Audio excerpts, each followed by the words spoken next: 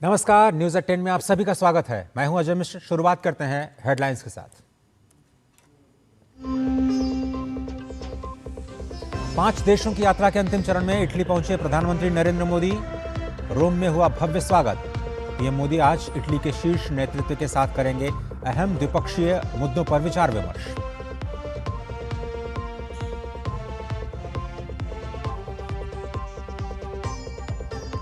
प्रधानमंत्री नरेंद्र मोदी और इटली की प्रधानमंत्री जॉर्जिया मेलोनी ने लिखा संयुक्त आलेख। भारत इटली के संबंधों को बताया भविष्य की वैश्विक व्यवस्था का अहम आधार।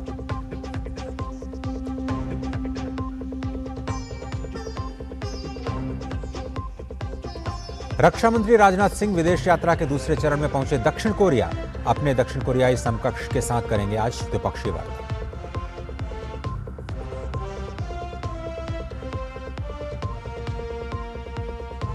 अमेरिकी राष्ट्रपति डोनाल्ड ट्रंप ने ईरान को फिर से दी चेतावनी। कहा, वार्ता सफल नहीं हुई तो फिर से कर सकते हैं हमला। वहीं अमेरिकी कांग्रेस की एक रिपोर्ट में खुलासा, ईरान के साथ युद्ध में अमेरिका के अब तक 42 फाइटर जेट्स और ड्रोन्स नष्ट।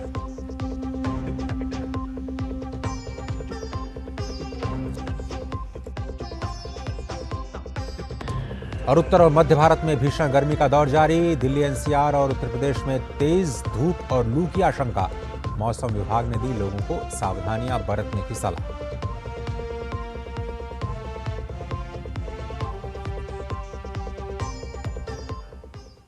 तो चलिए न्यूज़ एट 10 में इन सभी खबरों को अब हम विस्तार से देखते हैं। प्रधानमंत्री नरेंद्र मोदी की इटली यात्रा का आज दूसरा दिन है। पीएम मोदी आज इटली के शीर्ष नेतृत्व के साथ अहम द्विपक्षीय मुद्दों पर विचार विमर्श करेंगे। प्रधानमंत्री आज इटली की अपने समकक्ष जॉर्जिया मेलोनी और राष्ट्रपति सर्जियो माट्टारेला के साथ मुलाकात करेंगे। इस दौरान भारत इटली सहयोग को बढ़ावा देने के तरीकों पर चर्चा होगी।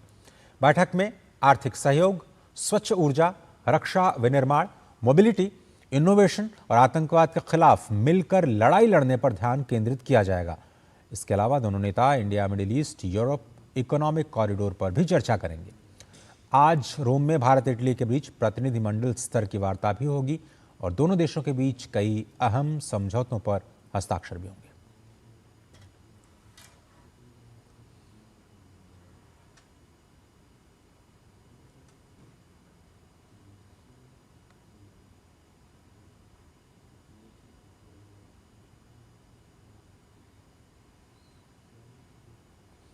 और प्रधानमंत्री मोदी की इटली यात्रा का आज दूसरा दिन। इटली के राष्ट्रपति सर्जियो माट्टारेला से आज मुलाकात होनी है, ये पहला कार्यक्रम। उसके बाद इटली की प्रधानमंत्री जॉर्जिया मेलोनी के साथ औपचारिक द्विपक्षीय वार्ता होगी।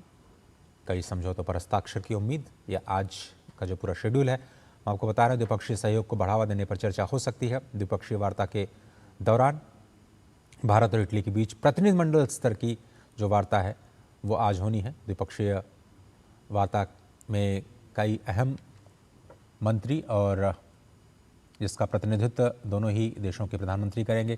कई अहम समझौतों पर हस्ताक्षर होने की उम्मीद। इसके बाद वृक्षारोपण समारोह में शामिल होंगे प्रधानमंत्री नरेंद्र मोदी। सॉफ्ट एंगल इस पूरे दौरे का। इटली में खाद्य और कृषि संगठन का भी दौरा करेंगे।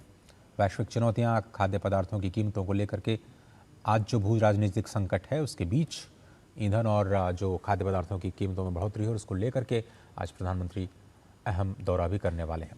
इससे पहले कल जब प्रधानमंत्री नरेंद्र मोदी इटली पहुंचे तो रोम में भारतीय समुदाय ने उनका अभिनंदन किया, गर्मजोशी के साथ स्वागत किया।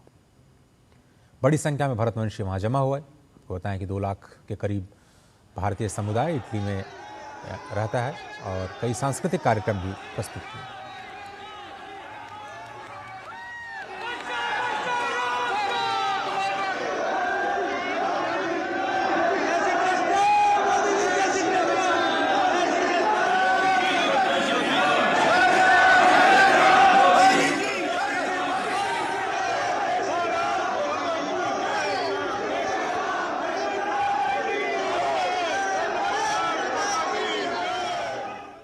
तो भारत के बाहर एक मिनी भारत प्रधानमंत्री का हमेशा से इंतज़ार करता रहता है। जब भी उनका विदेशी दौरा होता है, वहाँ के जो स्थानीय लोग हैं वो जमकर उनका स्वागत करते हैं। प्रधानमंत्री नरेंद्र मोदी की ने अपनी इटली यात्रा के पहले दिन इटली की प्रधानमंत्री जॉर्जिया मेलोनी से अनौपचारिक मुलाकात की। दोनों ही प्रधानमंत्रियों ने कई अहम विषयों पर अपने विचार भी साझा किए। मुलाकात को लेकर के प्रधानमंत्री मोदी ने अपने एक्स अकाउंट पर कुछ जानकारियाँ साझा की हैं। प्रधानमंत्री मोदी ने कहा कि रोम पहुंचने पर उन्हें प्रधानमंत्री मेलोनी के साथ डिनर करने और ऐतिहासिक कोलोजियम का दौरा करने का भी अवसर मिला। प्रधानमंत्री मोदी के मुताबिक दोनों नेताओं के बीच कई महत्वपूर्ण मुद्दों पर विचारों का आदान प्रदान हुआ। उन्होंने कहा कि आज होने वाली औपचारिक वार्ता में भारत इटली मित्रता को और मजबूत करने के रास्तों पर चर्चा आगे बढ़ाई जाएगी। पीएम मोदी ने इस मुलाकात को भारत और इटली के रिश्तों को नई मजबूती देने की दिशा में महत्वपूर्ण बताया।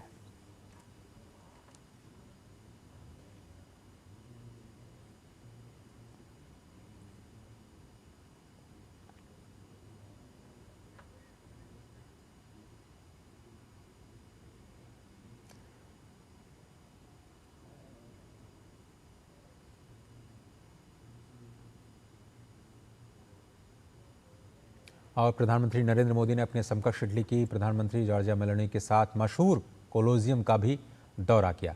इस दौरान मेलोनी ने पीएम मोदी के साथ सेल्फी ली और कुछ तस्वीरें कार डिप्लोमेसी की भी नजर आई।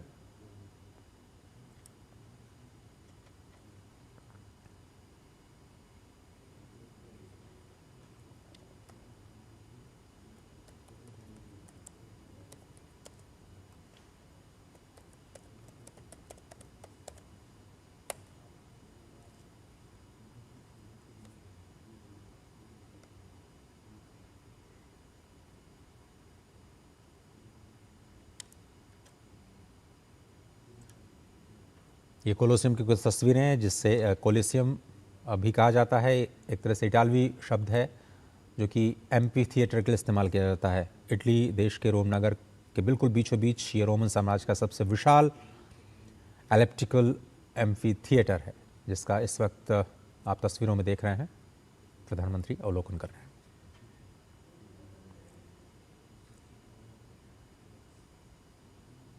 और प्रधानमंत्री नरेंद्र मोदी और इटली की प्रधानमंत्री जॉर्जिया मेलोनी ने भारत इटली संबंधों पर संयुक्त रूप से एक लेख भी लिखा और इस आलेख में दोनों देशों की साझेदारी को भविष्य की वैश्विक व्यवस्था का अहम आधार बताया।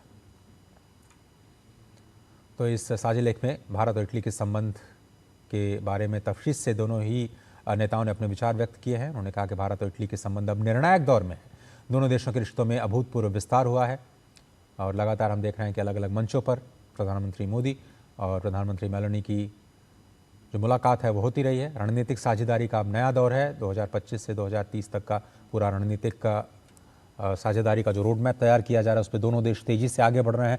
और सबसे बड़ी पहल है G20 में लॉन्च किया गया IMEC यानी India middle east European economic corridor. दोनों ही नेता लिखते हैं कि वो एक नए इंडो मेडिटेरेनियन क्षेत्र के उभार की भविष्य पर अपना निगाह डाल रहे हैं और ये जो नया कॉरिडोर प्रस्तावित किया गया है वो एक नई आर्थिक धुरी बनने के लिए तैयार है। साथ ही व्यापार, तकनीक, ऊर्जा, डेटा और विचारों का एक बड़ा गलियारा दोनों देशों को और ज़्यादा करीब लाता है। दोनों देशों की जो पूरक शक्तियां हैं उसका बेहतर उपयोग बहुत ज़रूरी है। इटली की टेक्नोलॉजी हो, भारत की मानव संसाधन की जो शक्ति है, उन दोनों को कैसे एक साथ लाया जाए। व्यापार, रक्षा और टेक्नोलॉजी में कैसे सहयोग को बढ़ावा जाए, कैसे टेक्नोलॉजी ट्रांसफ़र किया जाए भारत में और भारत की मानव शक्ति का फ़ायदा इटली को पहुँचे। मेक इन इटली और मेक इन इंडिया, ये दोनों ही कैसे एक साथ मिलकर के मैन्युफैक्चरिंग ताकत का एक नया संगम बन सकते हैं। साथ ही साथ ग्रीन एनर्जी, आर्टिफिशियल इंटेलिजेंस और डिजिटल सेक्टर में कैसे दोनों देश एक दूसरे का सहयोग कर सकते हैं, इस पर भी संभावनाओं पर विचार व्यक्त किया गया। और हिंद प्रशांत में जो शांति है उसको लेकर के यूरोप तक जो भारत का मजबूत कनेक्शन हो रहा है उसको भी दोनों नेताओं ने रेखांकित किया। लोकतंत्र, नवाचार, विकास पर साझा सोच, जिसमें स्टार्टअप इकोसिस्टम में तालमेल से लेकर के व्यापार को अगले स्तर तक आगे ले जाने का जो लक्ष्य है, 20 बिलियन यूरो तक पहुंचाने का जो लक्ष्य है, उसमें जो भी बाधाएं आ रही हैं उसको कैसे दूर किया जाए। साथ ही साथ रोजगार, नवाचार और दीर्घकालिक विकास को कैसे बढ़ावा दिया जाए, इस पर दोनों ही नेता आज द्विपक्षीय वार्ता के दौरान चर्चा भी कर सकते हैं। रक्षा और सुरक्षा के क्षेत्र में संबंध लगातार मजबूत होते रहे हैं और दोनों नेताओं ने इस बात को स्वीकार किया है कि भारत और इटली के संबंध अब निर्णायक दौर में है और उसको केवल रक्षा सहयोग या फिर कूटनीतिक दायरे में सीमित न रख करके अब एक समग्र सहयोग के रास्ते में मजबूती देना लक्ष्य दोनों ही देशों का। अब देखते हैं कि भारत और इटली आपस में कारोबार किन किन चीज़ों का करते हैं। एक्सपोर्ट इंपोर्ट के पूरे बास्केट पर अब हम निगाह डालते हैं। भारत से इटली को जो निर्यात किया जाता है, नहीं भारत जो एक्सपोर्ट करता है इटली को वो चीज़ें हैं टेक्सटाइल, सामान्य मशीनरीज और बहुमूल्य धातुएं। वस्त्र और परिधान के साथ साथ मरीन प्रोडक्ट्स का भी एक्सपोर्ट किया जाता है इटली को भारत से। फार्मास्यूटिकल्स, कुछ केमिकल्स और थ्रेड्स और ऑटोमोबाइल के कंपोनेंट्स को भी इटली को निर्यात किया जाता है। साथ ही साथ जो हमारे प्रोसेस्ड पेट्रोलियम प्रोडक्ट्स हैं, कच्चे तेल का जो हम परिष्करण करते हैं उसको भेजा जाता है, और विद्युत मशीनरी, प्लास्टिक, लोहा और इस्पात कुछ ऐसे वस्तुएं जो कि इटली को भारत की तरफ से निर्यात की जाती हैं। साथ ही साथ तेल और खनिज ईंधन, चमड़े के सामान और टेक्सटाइल यानी वस्त्र और परिधान से जुड़े वस्तुएं भी दी जाती हैं। और अब देखते हैं कि इटली से जो भारत को आयात होने वाली यानी जो भारत में आती हैं, जो हम इटली से मंगाते हैं, उनमें कौन कौन से चीज़ें शामिल हैं। वस्त्र, परिधान और चमड़ा उद्योगों के लिए मशीनरी हम इटली से मंगाते हैं। सामान्य मशीनरी, जो विशेष उपयोग की मशीनरी है, मैन्युफैक्चरिंग के लिए बड़ी जो प्लांट्स लगते हैं उसकी मशीनरीज मंगाई जाती हैं। वाहनों के कुछ पुर्जे हम आयात करते हैं। नल और वॉल्व्स, कागज़ और गत्ते, सजावटी और भवन निर्माण के लिए पत्थर। इटालियन मार्बल आप जानते हैं बहुत सारे घरों में बहुत प्रचलित है। चूना पत्थर, जिप्सम, चॉक और स्लेट जो इटली से आयात किया जाता है। साथ ही साथ स्पात में ट्यूब्स, पाइप्स और कंप्रेसर, रासायनिक उत्पाद भी हम इटली से मंगाते हैं। तो कैसे जो अभी $16 बिलियन का जो कारोबार है उसको कैसे 20 बिलियन तक ले जाया जाए, उस पर आज चर्चा होगी।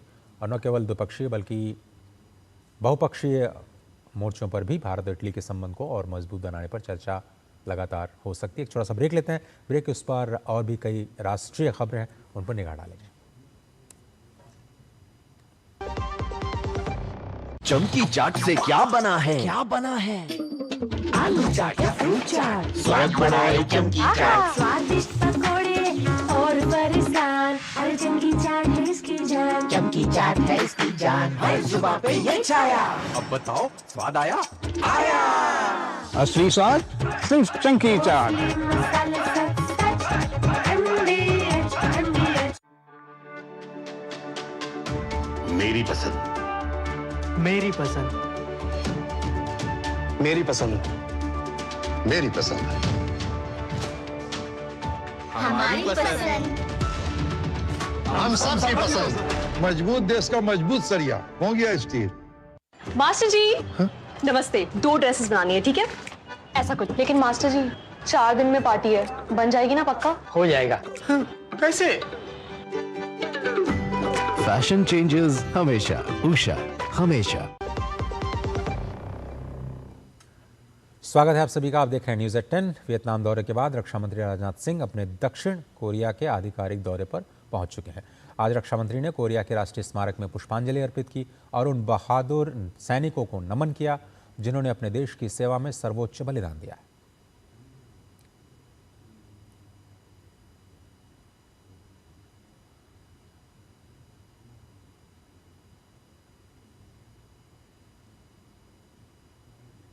रक्षा मंत्री ने अपने एक्स अकाउंट पर लिखा, भारत कोरिया गणराज्य के साथ एकजुटता के साथ खड़ा है और अपने नायकों की विरासत का सम्मान करता है। दक्षिण कोरिया की अपनी यात्रा के दौरान राजनाथ सिंह कोरिया गणराज्य के रक्षा मंत्री आन ग्यूबैक के साथ द्विपक्षीय वार्ता करेंगे। दोनों मंत्री दोनों ही देशों के बीच रक्षा सहयोग की समीक्षा करेंगे और द्विपक्षीय संबंधों को और मजबूत करने के लिए नई पहलों पर विचार विमर्श भी करेंगे। वे साझा हित के क्षेत्रीय और वैश्विक मुद्दों पर भी अपने विचार साझा करेंगे।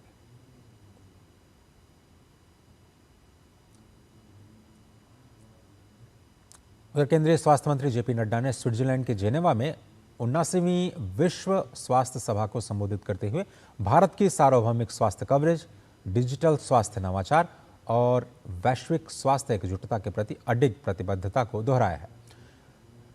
श्री नड्डा ने कहा कि संपूर्ण सरकार और संपूर्ण समाज इस दृष्टिकोण के तहत भारत सभी के लिए किफ़ायती, सुलभ और गुणवत्तापूर्ण स्वास्थ्य सेवाओं पर तेजी से काम कर रहा है। उन्होंने बताया कि आयुष्मान भारत डिजिटल मिशन के तहत अब तक 88 करोड़ से ज़्यादा अद्वितीय डिजिटल स्वास्थ्य आईडीज बनाई जा चुकी हैं। ये सहज और समुचित स्वास्थ्य सेवाएं प्रदान करने में मदद कर रही हैं। इसके साथ ही एआई पर बात करते हुए उन्होंने कहा कि कृत्रिम बुद्धिमत्ता का भविष्य नैतिक, समावेशी और मानव हित के लिए मानव केंद्रित प्रणालियों पर आधारित होना चाहिए, ताकि वैश्विक स्तर पर समान और भरोसेमंद स्वास्थ्य सेवाओं को बढ़ावा दिया जा सके। India is accelerating towards universal health coverage by expanding access to quality and affordable health care. For this, we have established 185,000 health and wellness centers, namely Ayushman Arogya Mandirs. In addition, we are committed to developing a robust and resilient public health infrastructure for pandemic preparedness and emergency responses. Complementing this, the Ayushman Bharat Digital Mission is strengthening India's national digital health ecosystem by creating over 880 million unique digital health identities, which facilitate longitudinal health records and seamless continuum of care. और केंद्रीय वित्त मंत्री निर्मला सीतारमण ने कांग्रेस पर तीखा हमला बोला है। सोशल मीडिया प्लेटफॉर्म पर एक लंबी पोस्ट साझा कर उन्होंने मोदी सरकार के जनहित में बड़ी नीतियों का जिक्र किया, तो साथ ही विपक्ष से महत्वपूर्ण सवाल भी पूछे। उन्होंने लिखा कि वर्ष 2014 से हम अपनी नीतियों और कदमों के माध्यम से समाज के हर वर्ग और हर क्षेत्र की सेवा कर रहे हैं। इसके अलावा विपक्ष से उन्होंने जो सवाल पूछे वो कुछ इस तरह से।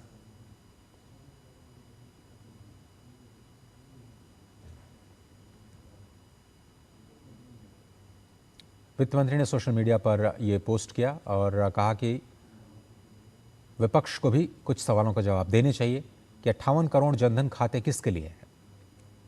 आपको याद होगा कि कांग्रेस ने भारतीय अर्थव्यवस्था को लेकर के जो गंभीर सवाल उठाए उस पर जवाब देते हुए उन्होंने कहा कि 58 करोड़ जनधन खाते किसके लिए हैं, 57 करोड़ मुद्रा लोन खाते किसके लिए हैं, पीएम विश्वकर्मा और इंटर्नशिप योजना किसके लिए है। सभी योजनाओं का जिक्र किया जिसको मिशन मोड में मोदी सरकार ने शुरू किया और इसका अभी असर दिख रहा है। इसी तरह से उन्होंने कहा कि प्रधानमंत्री विश्वकर्मा और इंटर्नशिप योजना किसके लिए है, ई श्रम कार्ड, जी राम जी अधिनियम और आयुष्मान भारत किसके लिए है। साथ ही साथ उन्होंने ये भी पूछा है विपक्ष से सवाल कि 9 करोड़ से ज़्यादा जो प्रधानमंत्री किसान संवितरण किया गया है वो किसके लिए है, लखपति दीदी और द्रोण दीदी जैसी योजनाएं किसके लिए हैं, ईंधन पर जो उत्पाद शुल्क कटौती की गई है वो किसके लिए है। जाहिर तौर पर इसका जो फ़ायदा है वो गरीबों और ख़ासतौर पर मिडिल क्लास को मिलता है। प्रधानमंत्री गरीब कल्याण योजना जो कि चलाई गई 80 करोड़ से ज़्यादा लोगों को राशन पहुंचाने के लिए, वो किसके लिए है। 1 करोड़ स्वनिधि खाते जो कि रेहड़ी पटरी पर रहने वाले लोगों के लिए मुफ्त लोन की जो व्यवस्था है, जिसमें उनको आसानी से लोन की व्यवस्था दी जाती है, वो किसके लिए। उन्होंने कहा कि किसानों को महंगी खाद से बचाना, फर्टिलाइजर सब्सिडी के जरिए लगातार जो सरकार मदद कर रही है वो किसके लिए है, ये विपक्ष को बताना चाहिए। एमएसएमईज के लिए जो ECLGS 5.0 यानी जो क्रेडिट गारंटी स्कीम है उसके तहत जो सुविधा दी जा रही है वो किसके लिए है। जो कृषि ऋण किसानों को दिया जाता है जिसमें 15% से ज़्यादा करीब 16% की वृद्धि हुई है, वो किसके लिए थी। एमएसएमई ऋण की जो वृद्धि है 33% की जो वृद्धि एमएसएमई ऋण में हुई है वो किसके लिए थी। तमाम आंकड़ों का जिक्र करते हुए वित्त मंत्री ने सवाल किए हैं कि कांग्रेस को अपने अंदर झांकना चाहिए। उन्होंने कहा कि इन सवालों के साथ ही उन्होंने कांग्रेस को ये भी फटकार लगाई और कहा कि उनको इन सभी सवालों का जवाब देना चाहिए कि ये जो योजनाएं हैं वो आखिर हैं तो किसके लिए। आगे बढ़ते हैं। उत्तर और मध्य भारत में इन दिनों भीषण गर्मी का रौद्र रूप देखने को मिल रहा है, जिससे सामान्य जनजीवन पूरी तरह से प्रभावित हुआ है। मौसम विभाग ने राजधानी दिल्ली के लिए लू का ऑरेंज अलर्ट जारी किया है। इसके साथ ही दिल्ली एनसीआर में आने वाले दिनों में तेज धूप के वजह से भीषण लू चलने की आशंका जताई गई है। मौसम विभाग ने नागरिकों से अपील की है कि वे दोपहर के समय बेवजह घरों से बाहर न निकलें, लगातार पानी पीते रहें और स्वास्थ्य के प्रति विशेष सावधानियां बरतें। इतना ही नहीं, पंजाब, हरियाणा और चंडीगढ़ में भी मौसम विभाग ने गंभीर हीट वेव की चेतावनी जारी की है। हिमाचल प्रदेश, उत्तराखंड, राजस्थान, छत्तीसगढ़, तेलंगाना और ओडिशा जैसे राज्यों को भी अगले 2 से 3 दिनों तक लू के थपेड़ों का सामना करना पड़ेगा। वहीं दूसरी तरफ दक्षिण और तटीय भारत में मौसम का बिल्कुल अलग रूप देखने को मिल रहा है। मौसम विभाग ने अंडमान निकोबार, तमिलनाडु, केरल और लक्षद्वीप में भारी बारिश का अलर्ट जारी किया। देश के कई हिस्सों में गरज चमक के साथ तेज तूफानी हवाएं चलने की भी आशंका जताई जा रही है।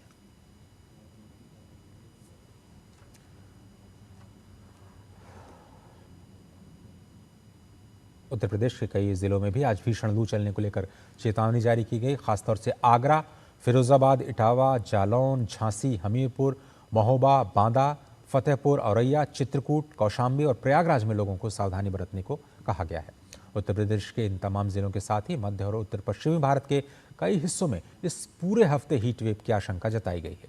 हाइड्रेटेड रहना जरूरी है। ऐसे में बार बार तरल पदार्थ का सेवन किया जाए, सीधे धूप से बचा जाए, उसके संपर्क में आने से बचा जाए। दोपहर के सबसे गर्म समय में बाहर की गतिविधियों से भी बचने की सलाह दी गई है। तो उत्तर प्रदेश के 13 जिलों में लोगों को विशेष सावधानियां बरतने की तलाह। कल आपको याद होगा मादा में जो तापमान है वो करीब 48 डिग्री तक पहुंच गया था।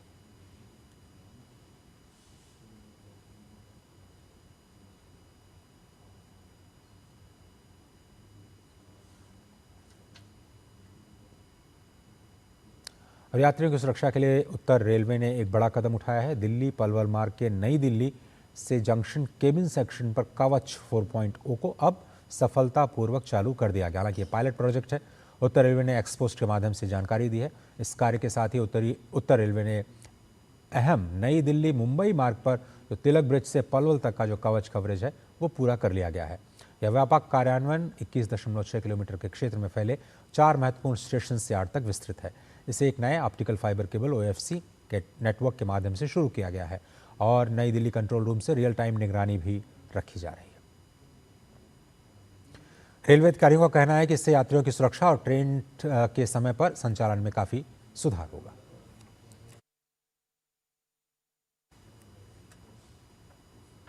आत्मनिर्भर भारत को बड़ी मजबूती देते हुए रक्षा अनुसंधान एवं विकास संगठन यानी DRDO ने UAV से दागी जाने वाली precision guided missile ULPGM V3 के अंतिम ऑपरेशनल संस्करण का सफल परीक्षण पूरा कर लिया है। आंध्र प्रदेश के कुर्नूल में हुए परीक्षण में मिसाइल ने एयर टू ग्राउंड और एयर टू एयर दोनों मोड में सफल प्रदर्शन किया। यह मिसाइल टैंक, ड्रोन, हेलीकॉप्टर्स और दूसरे हवाई लक्ष्यों को निशाना बना सकता है। DRDO के मुताबिक अब ये प्रणाली बड़े पैमाने पर उत्पादन और सेना में शामिल किए जाने के लिए तैयार है। मिसाइल का विकास भारतीय कंपनियों और MSMEs के सहयोग से किया गया है। भारत डायनेमिक्स लिमिटेड और Adani defence systems and technologies इसके उत्पादन साझेदार हैं। रक्षा मंत्री राजनाथ सिंह ने इसे रक्षा क्षेत्र में आत्मनिर्भरता की दिशा में बड़ा कदम बताया।